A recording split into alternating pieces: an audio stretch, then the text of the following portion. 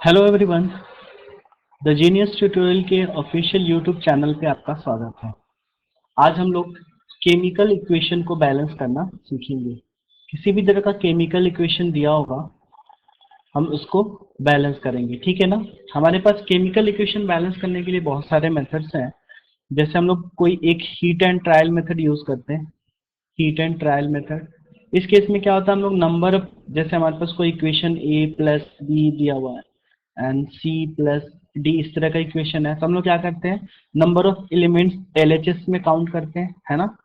LHS side में हम number of elements and RHS side में नंबर ऑफ एलिमेंट काउंट करेंगे। LHS stand for left hand side और ये राइट हैंड साइड। अगर दोनों साइड हर एक एलिमेंट सेम है, देन हमारे पास केमिकल इक्वेशन बैलेंस्ड है, नहीं तो वो अनबैलेंस्ड है ना। तो हीट एंड ट्रायल से हम लोग जस्ट कंसिडर करके कि यहाँ पे 1 होगा या 2 होगा, ऐसे करके हम लोग सॉल्व करते हैं, ठीक है ना।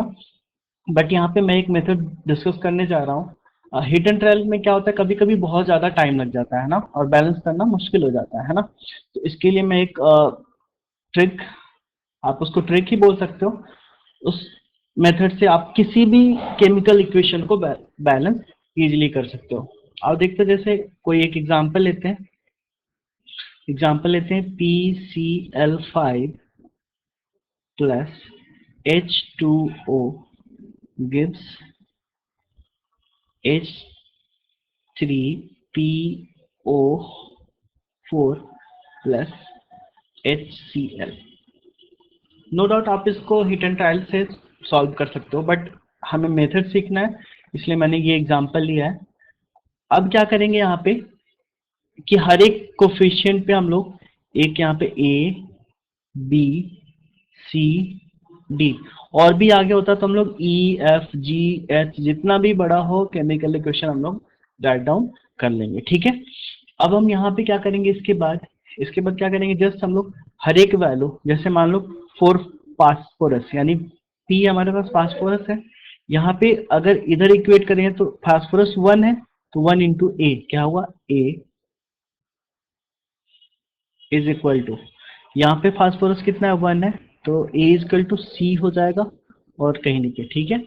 उसके बाद क्लोरीन के लिए अगर हम चेक करें, तो क्लोरीन यहाँ पे कितना है, 5A, क्लियर है ना, मल्टीप्लाई कर दिए 5A is equal to, chlorine इधर है, इज इक्वल टू डी है, कोई दिक्कत नहीं। वैसे ही अगर हम लोग हाइड्रोजन के लिए देखें, तो हाइड्रोजन के लिए इधर कितना होगा, 2B is equal to, hydrogen हमारे पास 2B, इधर कितना जाएगा, 3C N plus D, clear है। वैसे ही देखें हमारे पास ऑक्सीजन के लिए, तो ऑक्सीजन के लिए कितना हो जाएगा यहाँ पे, ऑक्सीजन के लिए बी, है ना, 1 ही ऑक्सीजन है, इज इक्वल टू, यहाँ पे क्या था, 4C, क्लियर है। अब हम क्या करते हैं, इन जो भी चार इक्वेशन बने ना, चारों को देखते हो, चारों में कॉमन क्या है, यहाँ पे मोस्टली देख रहे हैं हम लोग, ए हर जगह है ना, ए मोस्टली है, तो हम लोग क्या करते हैं, ए को कंसिडर कर लेते हैं 1, है ना। अब इन सब में से किसी एक वैल्यू को कंसीडर कर सकते हो, जिससे सारा इक्वेशन का वैल्यू, जो भी एबीसीडी सबका वैल्यू इजीली फाइंड आउट हो सके। हमने ए इक्वल टू 1 कंसीडर किया ताकि सॉल्यूशन इजी हो जाए, तो ए इक्वल टू 1 है, तो आप देखते हो यहाँ से सी का भी वैल्यू क्या हो जाएगा, 1, क्लियर है, A1 तो C1। अब A1 है तो D का वैल्यू क्या हो जाएगा, 5, क्योंकि 5A है। अब हमें क्या निकालना है, B का वैल्यू, तो B का वैल्यू क्या है, यहाँ पे देख रहे हो 4C, तो बी का वैल्यू क्या हो गया, 4, क्लियर है ना। अब सारा वैल्यू आप यहाँ पे रख दो, केमिकल इक्वेशन बैलेंस हो जाएगा। ए इक्वल टू 1 है, यहाँ पे 1 रख दो, B equal to, A equal to 1 है, बी इक्वल टू क्या है, 4 है, तो आप यहाँ पे 4 रख दो। सी इक्वल टू क्या है, 1, यहाँ पे 1 रख दो। डी इक्वल टू क्या है, 5, तो 5 रख दो। अब चेक करो, केमिकल इक्वेशन बैलेंस हो गया। फास्फोरस 1 है, इधर भी 1 है, ठीक है। क्लोरीन इधर 5 है, इधर भी क्लोरीन 5 है, क्लियर है। वैसे ही अगर देखोगे आप हाइड्रोजन, तो 4 टू ज़ा 8, एंड इधर है हमारे पास 3 एंड प्लस 5 8 है, ठीक है ना। ऑक्सीजन इधर है 4, एंड इधर भी ऑक्सीजन 4, इस तरह से हमारा केमिकल इक्वेशन बैलेंस हो गया, ठीक है ना। ऐसे करके एक और एग्जांपल लेते हैं हम लोग। एक और एग्जांपल लेते हैं। हाँ, एक और एग्जांपल लेते हैं। जैसे मान लो C4H10 plus O2 gives CO2 plus H2O। ठीक है, अगेन क्या प्रोसेस बताया हमने कि हर एक कोफिशिएंट में यहाँ पे A, B, C and D, again जितना भी होता है उतना हम लोग लिख देते हैं। ठीक है ना। अब यहाँ से हम लोग कुछ इक्वेशन बनेगा उसको बनाते हैं। इक्वेशन क्या बनेगा, 4A अगर कार्बन के लिए देखें तो क्या हो जाएगा, 4A is equal to C, है ना, वन ही तो है यहाँ पे कार्बन। ठीक है, ये हो गया कार्बन के लिए। अब हाइड्रोजन के लिए अगर देखें हम, तो हाइड्रोजन के लिए कितना, 10A is equal to 2D, है ना, 2 × D। ठीक है, उसके बाद फिर देखेंगे ऑक्सीजन के लिए, तो ऑक्सीजन के लिए कितना, 2B is equal to 2C and plus D। कोई दिक्कत नहीं, इस इक्वेशन को आप देखोगे तो सिंप्लीफाई कर सकते हैं, 5A is equal to D, है ना।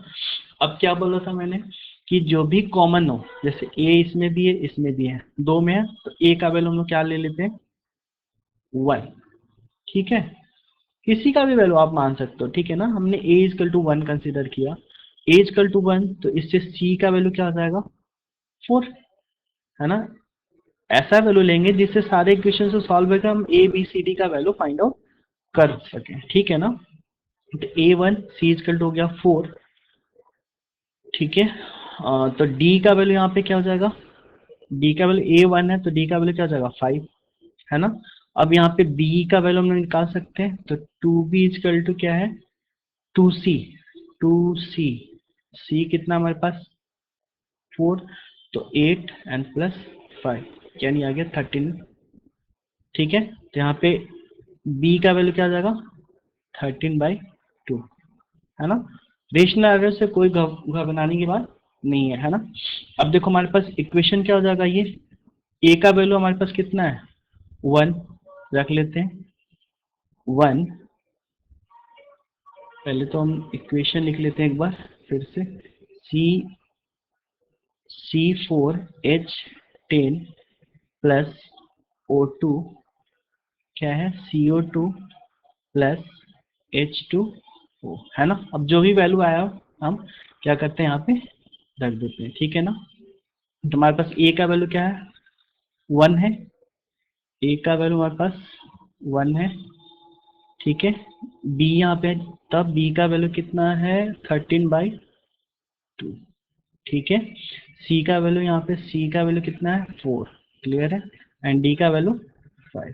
ठीक है ना, अब यहाँ पे 13/2 है ना, 13/2 है, तो 2 क्या आ रहा है, नीचे आ रहा है, तो हम क्या करते हैं, दोनों साइड 2 से मल्टीप्लाई कर देते हैं, कोई इशू नहीं है ना। दोनों साइड क्या किए, 2 से मल्टीप्लाई कर दिए। अब देख इसको सॉल्व करें तो क्या हो जाएगा, 2C4H10 plus 13O2 give 4CO2, 4 2 जा 8 हो जाएगा यहाँ पे, है ना, 4 को 2 से मल्टीप्लाई करेंगे प्लस 10H2O। अब आप देखोगे तो बैलेंस होगा, ये इधर कार्बन कितना है, कार्बन कितना है 8, तो इधर भी 8 है। हाइड्रोजन कितना है 20, तो इधर आपको 20 मिल जाएगा हाइड्रोजन। ऑक्सीजन कितना है 26, तो इधर कितना 16 और प्लस 10 26। तो इस तरह से आप केमिकल इक्वेशन को बैलेंस कर सकते हो। Okay, thank you.